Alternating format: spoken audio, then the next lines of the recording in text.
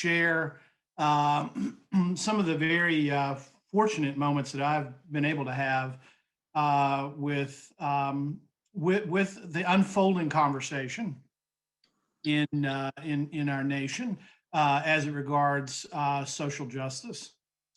When I was a child, one of the earliest memories that I have was growing up in Chattanooga, Tennessee. Both of my parents were educated at Candler School of Theology at Emory University, and so as a very young man, I remember the conversations about social justice and the somewhat conflicted role played by the Methodist Church in issues related to social justice and making this a fairer country for us all. But Chattanooga was a city that in the 1970s was struggling with a long history of attempting to finally begin to deal with issues of racial reconciliation, but also what that meant as it related to justice in practice. And I can remember how that came to a head in April of 1980. I can remember the tension in my father's church, where he was the pastor, over the shooting of 5 women on Martin Luther King Avenue in downtown Chattanooga in April of 1980. Immediately, the Ku Klux Klan had claimed responsibility, and there were a number of arrests. And to the disappointment of many of us, those who had perpetrated the attack on these 5 women, all of whom survived, but the attack that was perpetrated against them in 1982, 2 of the 3 key defendants were found not guilty, even though it was clear that they had participated. But the tensions that were created in 1980 were such that Mayor Charles Rose actually had to call in the National Guard and request Governor Alexander to help enforce a curfew in the city of Chattanooga because of the tensions that came from this attack in downtown Chattanooga. It was not my first encounter, however, with many of the tensions that the city was going through at the time. In fact, I had started my elementary school experience at Lakeside Elementary, and coming out of a racially diverse working class neighborhood in Chattanooga in the 58 Highway area. It was always somewhat quixotic that friends that I played with still as late as the 1970s were going to different schools. And I can remember hearing about how one year I was going to go from Lakeside Elementary School to Booker T. Washington Elementary School. I was excited about that. For one, it would be the first time I was looking forward to it, as I thought it was going to be a great adventure to ride the bus. And I was also excited to know that I would be able to go to the school with my best friend at the time, a young man named Mitchell. But Mitchell and I found out that actually he was going to be moved from Booker T. Washington to Lakeside, and I would be going to Booker T. Washington. And so I remember those tensions and those struggles in Chattanooga in the mid and late 1970s, and as late as 1980 and the early 80s, with the verdicts that were returned in 1982. I was able to attend a racially diverse Black majority high school in Knoxville in the 1980s, and the struggle at that time was for the city of Knoxville to begin to recognize the MLK Holiday. You know, for many of us, we don't have a memory, for perhaps many that are on this call, don't have a memory that was actually a controversial decision in the 1980s to institute the MLK Holiday. By the time that President Reagan signed the holiday order in 1984, the memories of the civil rights movement were still fresh in the minds of the American people, and the divisions were very deep. And the reality is this, is that in order to understand American history, and certainly to understand where we are in our contemporary moment, is to understand the history of race in America and to understand the role that it has played as a crucible of American history.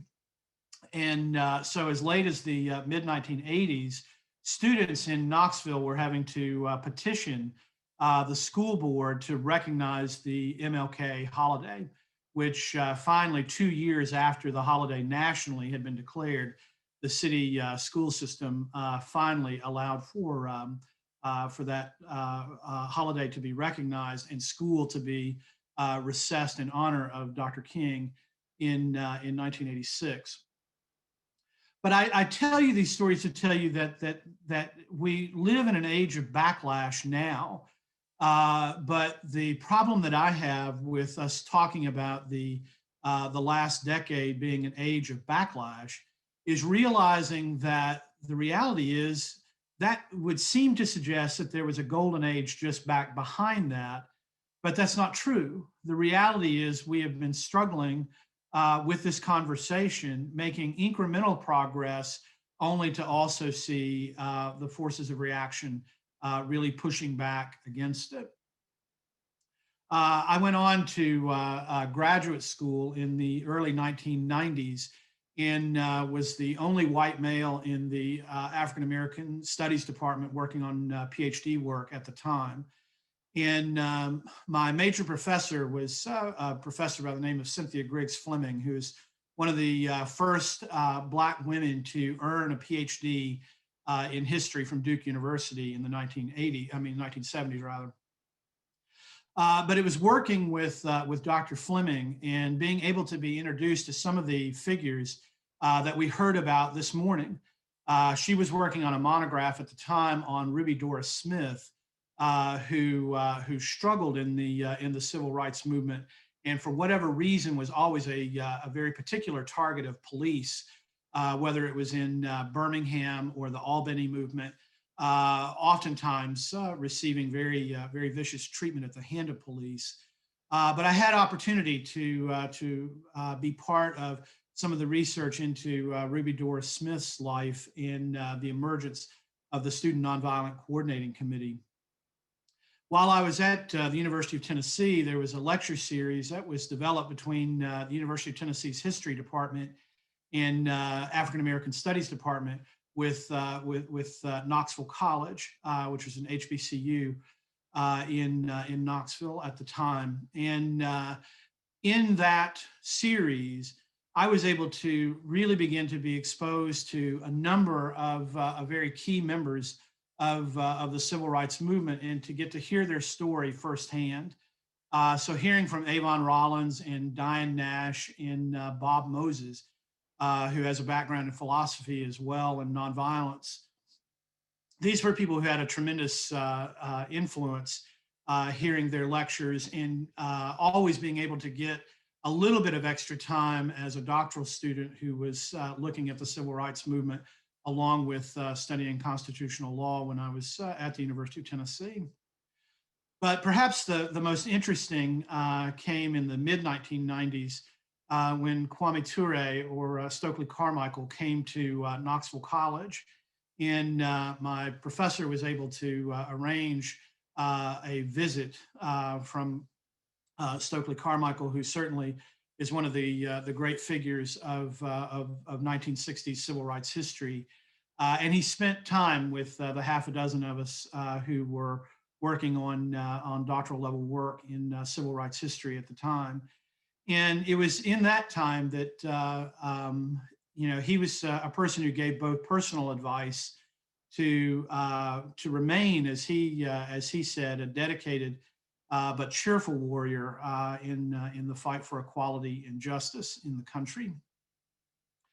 I was able to take much of the experiences that I had had in those days and to take those into Carson-Newman, where I was on faculty for a dozen years. And during that time, to help to begin the peace and justice curriculum at Carson-Newman, which is still in existence today. As the head of the Peace and Justice Studies initiative, we were able to bring in a number of folks who had also been active in social justice issues. and even to engage some Emory and Henry folks such as Steve Fisher in bringing him to campus as well.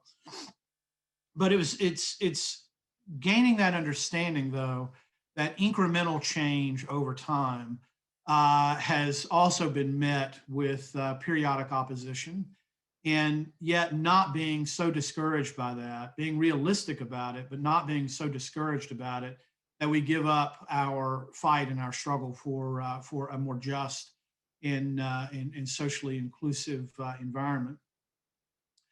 But from time to time, I have had opportunities to, quite by accident, to run into to some folks. I had the opportunity when I was the interim president at Young Harris College down in Georgia to host the late John Lewis to Young Harris, and I was so very impressed by the fact that his remarks, as many of you know, if you have ever heard a sermon or a lecture or speech by the late congressman, you'll know that he is a captivating speaker. It's impossible to be bored, and it was impossible for your mind to wonder while he spoke.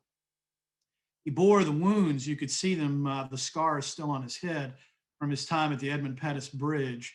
But I remember the evening that he came to Young Harris, he stayed late into the night with students and talking to groups of students who wanted to stay with him and hear his firsthand stories of having been such a key figure in the Student Nonviolent Coordinating Committee. And he shared those stories and shared some of the, and very frankly, shared some of the fissures in the philosophy and the tactics of the various organizations that were so key in moving the civil rights movement ahead. I had quite by accident, though, several years after that, I was flying to an NCAA convention in Washington, D.C. in January of 2009. And I was so pleased because I was able to get a bulkhead seat at the row number one where I had plenty of leg room. But there was a gentleman sitting across the aisle from me, and I knew he looked familiar. And as I looked closer at him, it was just a few days before President Obama was inaugurated as president of the United States. It became clear to me that it was C.T. Vivian, who was a lieutenant of Dr. King, who passed away actually the same week that John Lewis passed away earlier. I struck up a conversation with Reverend Vivian, and we had a great conversation where he shared his memories of actually having walked with Dr. King and having been so key. That accidental meeting, it was impossible not to pick up on the warmth and the wisdom that had been so terribly earned by C.T. Vivian in his various marches. But now we find ourselves in a particular moment where I think some of the hazy and gauzy, I should say, language that we've attached to Dr. King and to the civil rights movement, where there was a time where we sort of celebrated that as gains that we had won in the past that are no longer relevant today. The full realization that there is much work to do, and in fact, in some areas, we perhaps have lost ground that had been gained in the 1960s and 1970s. Oftentimes, I think there is a tendency to try to place a distance between the most problematic aspects of American history and how those play out in reality.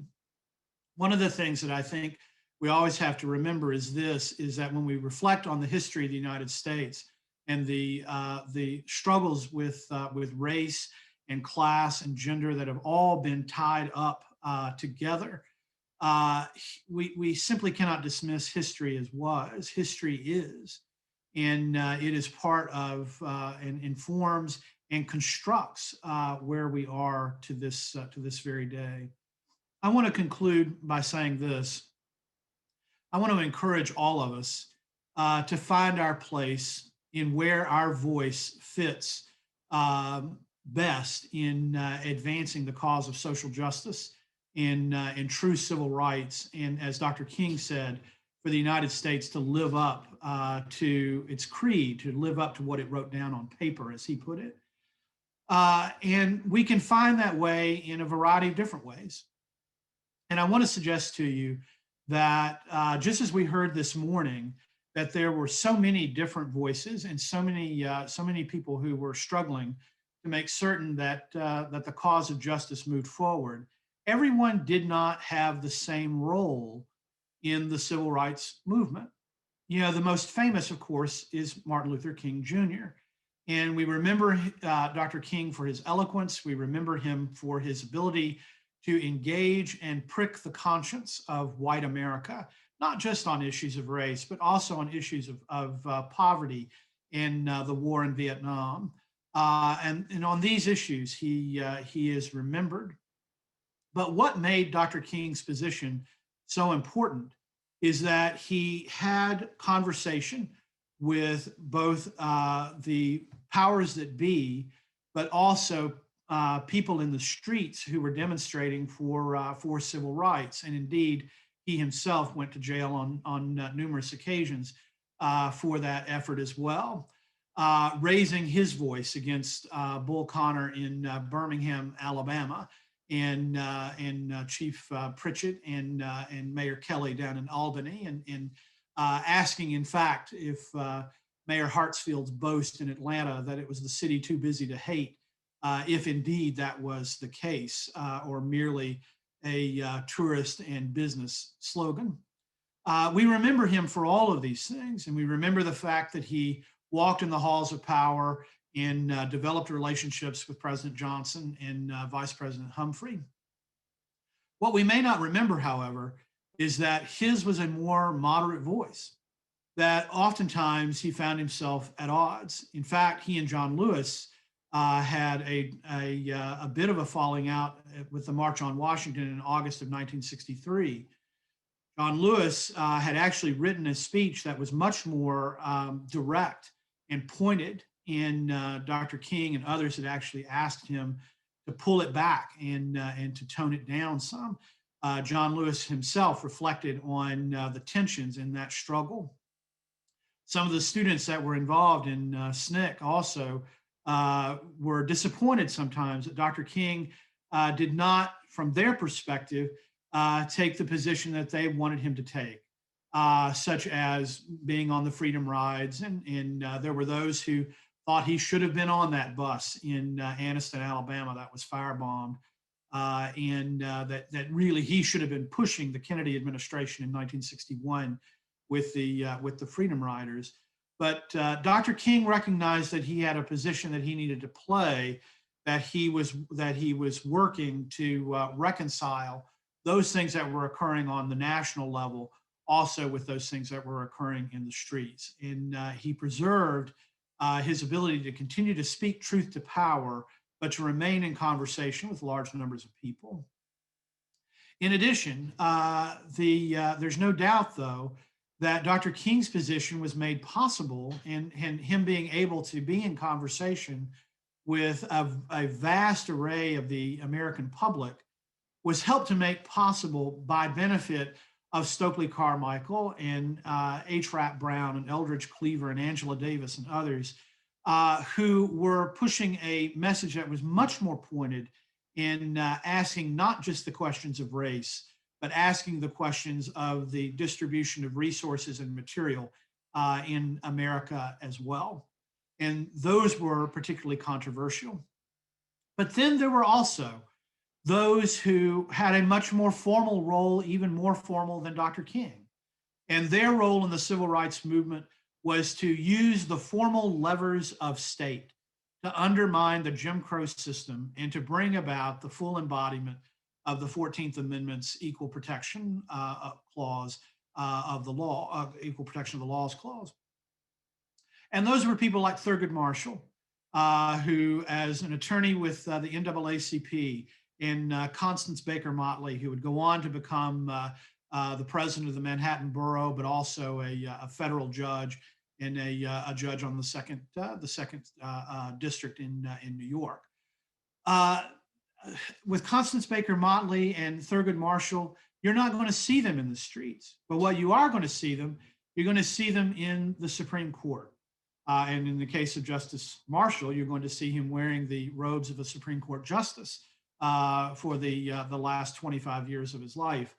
But they're going to be in the courts. They're going to actually be attempting to legally untangle the network and framework of laws in the country and to bring them to challenge one at a time. And so undermining and having overturned the whites only Democratic primary in the South, overcoming the structured discrimination and segregation of the so-called separate but equal language of the Plessy versus Ferguson decision. Separate they got, equal they didn't. In these school districts, they were able to make school very separate, but seldom did they make it equal. And being able to overcome, by benefit of this Smith versus Allwright and Brown versus Board of Education of Topeka, Kansas, and other key cases. And so I would say this, for all of us, we have to examine our own personal biographies.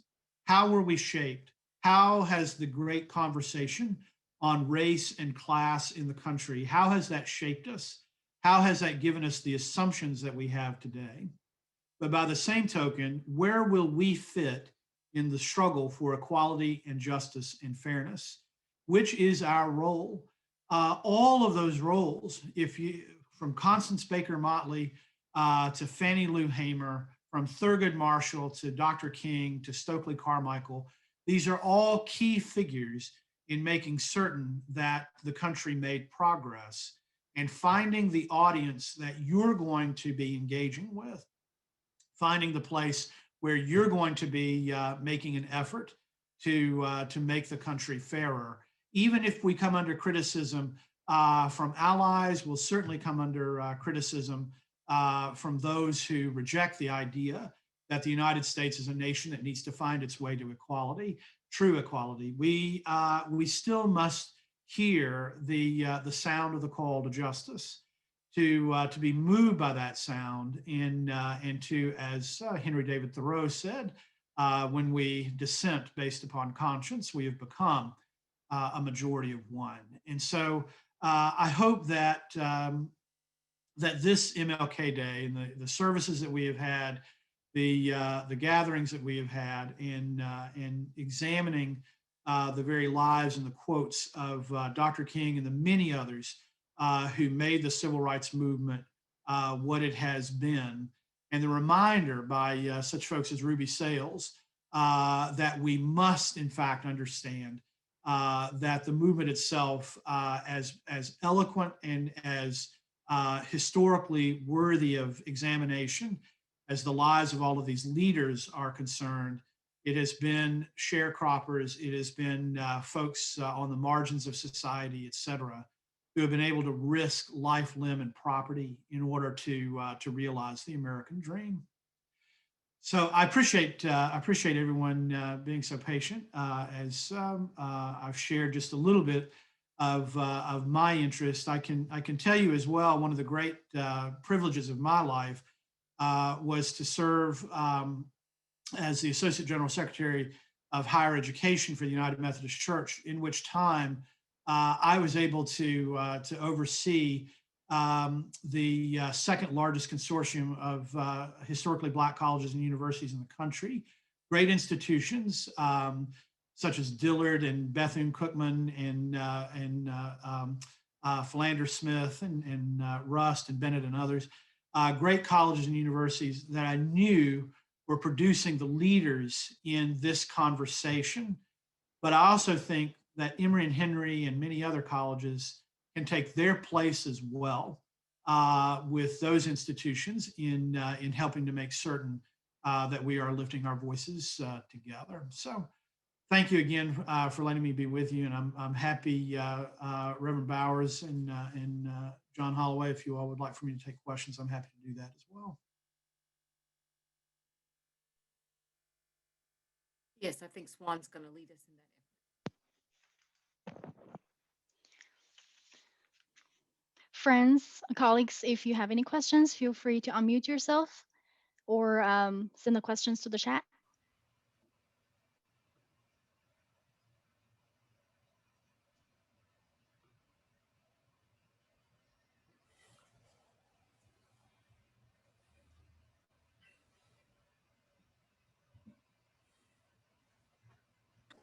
Do you feel like generational wealth is the root cause of why the Civil Rights Act wasn't a complete victory? Say that one more time. I'm sorry. Do you consider the issue of generational wealth, considering that African Americans were not able to fully participate in society until the Civil Rights Act was passed, is why it wasn't a full victory in your eyes, is what I got off of it? That's a great question, and I think we have to realize that we're up against a little bit of a of a reality check. You know, we talk about the American dream, we talk about being able to be in control of defining your own life and all of the rest. But there really is a very, very significant head start if, in fact, you have adequate housing and have good schools and you have parents who are committed to winning the meritocratic race. If you have all of those things, you start out so far ahead in the race for the distribution of resources in the country. I think it is. I think it is a reality that not dealing with the material distribution is certainly something that continues to make progress difficult. And Dr. King, of course, himself had recognized this, and Taylor Branch has a very good insight in his magisterial works on the life of Dr. King, where Dr. King discussed the fact that even as he had seen the vicious racism in the South, it's when he's in areas outside of the South where he's talking about fair housing, where he's talking about distribution of municipal contracts to minority-owned businesses, that really there was a level of vitriol he had not even seen in some of the rural counties of the South, where efforts to certainly Bob Moses and others in Mississippi trying to get sharecroppers and others registered to vote. So that's a long answer, and the short answer would be yes. I think that's the case. We have another question through the chat here. How can Emory and Harry continue the freedom movement and the civil rights for all? I think what we're doing right now is a big piece of that, and I think having frank and open conversations, I think is enormously important. But I also think that we now have to really begin to consider what it means to make certain that our graduates are moving out of Emory and Henry not merely with all of the various competencies and things that they need in order to make a good living, but in order to make a good life, they have to be able to contribute to justice in their own communities. And I think having a curriculum and having these kinds of structured conversations, the mentoring that is taking place, I think all of these things are necessary elements in helping to produce the kind of change agents that will go out into the world beyond our small walls here and have a great impact.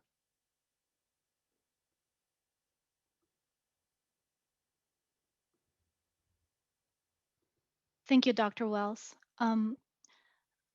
Dr. Boatwood, do you want to ask your question?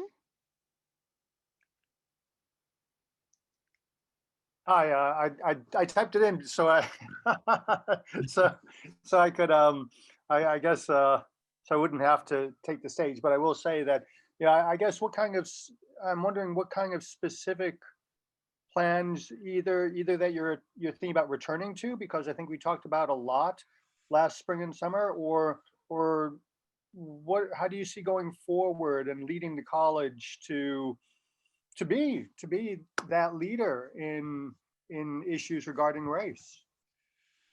Well, that's a great question, and there's a lot here, and I think part of what we have to do as an institution is we've got to continue to commit ourselves to the diversification of our workforce and to our faculty, to our curriculum. That is certainly going to be areas where I'm committed to making certain that we have the resources. Dr. Puglisi is also committed to that as well. not to speak for him, but we've had these conversations quite a bit, making certain that we're continuing in those areas as well, but also in the diversification of the student body. And I'm pleased at this point, by benefit of simply making decisions about what names of prospective students to purchase, changing our financial aid modeling, and working on these things, we can continue to diversify the institution as well. But I myself am committed, having gone through the CIC training for presidents on issues of diversity, equity, inclusion just a couple of weeks ago, in continuing to maintain those connections as well, so that the large consortia that Emory and Henry is a part of, such as the Appalachian College Association, the Council of Independent Colleges of Virginia, that we're going to be front and center in those conversations as well. You know, one of the things that is necessary for institutions to really be taken seriously in these conversations that occur on the consortium level is for the president to take a lead and be present in those plannings as well. That includes looking at ways to for institutions together to go after grant money, and continuing to develop our emphases, and I am committed to those things.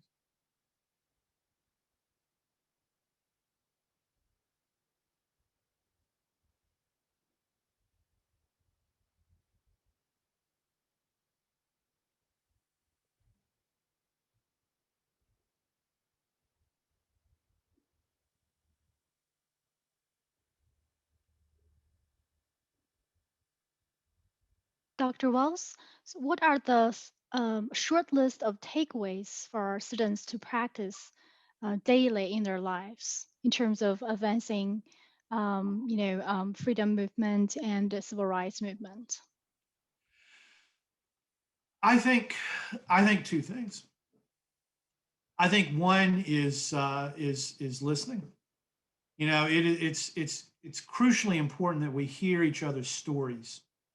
You know, we are the collection of the experiences that we've had. And I would encourage all of us, and this is one of the great things about a liberal arts institution, as a liberal arts college with a strong curriculum that emphasizes literature and philosophy and religion, all of these things that exist as our core, our general education. This helps to create a sense of empathy and a sense of being able to use the intellectual imagination to place ourselves in other fellow human beings' positions. Now, there are limits.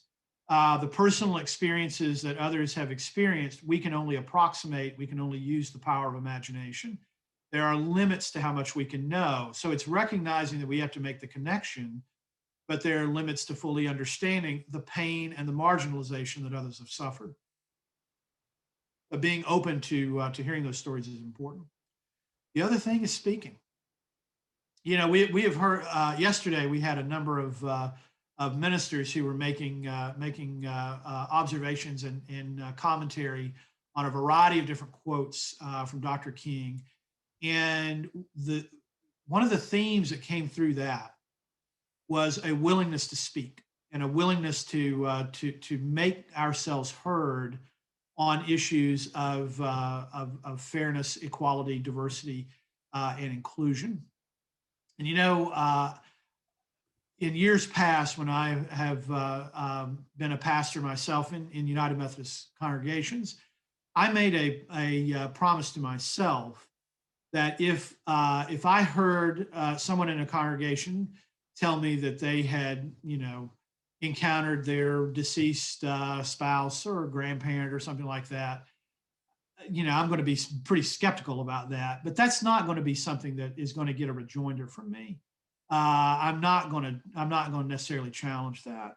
But on issues of race and gender and inclusion for LGBTQ, and making certain that we provide, if we're in a position of privilege, to provide a voice for those who are economically marginalized on those issues, I'm going to weigh in, you know, and I think so. I think having that that conscience to both listen, to understand and make connections using our intellectual imagination, but also recognizing the limits of understanding, while at the same time speaking not just truth to power, but speaking truth to one another, even peer to peer, at the risk of losing friendships. It's not only just money that is at stake, it's relationships as well.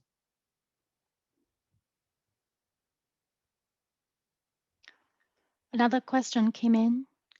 We have heard over this MLK events these past few days that DEI matters. How could we connect DEI initiatives to the institutional performance, faculty and staff annual progress? It's a good question, and the DEI team is working on ways to do that. Some recommendations that are in front of us. We just have to figure out how to make it work. We have talked about more in the way of these kinds of events for Lyceum credit. We've talked about DEI training as a part of tenure and promotion for our faculty. There are institutional ways to really include these things. What I want to make certain we do, we need to think it through, and make certain that our initiatives actually work and do what it is that we want them to do. One of the things I don't want to do is I don't want to just throw a bunch of stuff up at the wall and see what sticks. We have to be very deliberate in what steps that we take. I'm conscious of that when it comes to environmental responsibility. A lot of companies will do what they call greenwashing, where they do all the appearance, they say all the right things, they do all the right things to be perceived as an environmentally responsible company, but then they go about doing whatever it is they have always done. So I want to make sure that what we're doing is not simply putting window dressing, but is effective and makes sense. But those are two approaches I think that can immediately have that. I'm a strong believer in the power of conversation and the power of persuasion.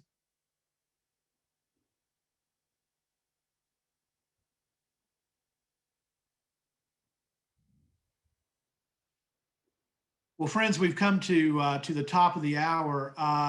You are always welcome. Yes, exactly, Reverend Bowers, like tokenism. That's exactly right. But absolutely, I'm happy to have these conversations anytime. John Holloway and I had many great conversations with our peers and student groups back at the beginning of last year. I'm very hopeful that as we roll out the vaccine and we return to being able to be in one another's space again, and to have the kinds of conversations where we connect as human beings and we forge together the kind of relationships and live in covenant together to really achieve the kinds of outcomes we want to see in diversity, equity, and inclusion. I'm hopeful that that day is coming very quickly. As powerful as it is to be able to be together this way, actually being face to face, breaking bread with one another, and being able to talk in the fullness of being in one another's company. I'm looking forward to that coming very soon. But for those students who are on, I wish you every success in this semester. And thanks so much for all of those who have been part of our MLK celebration, observation, and education for this week.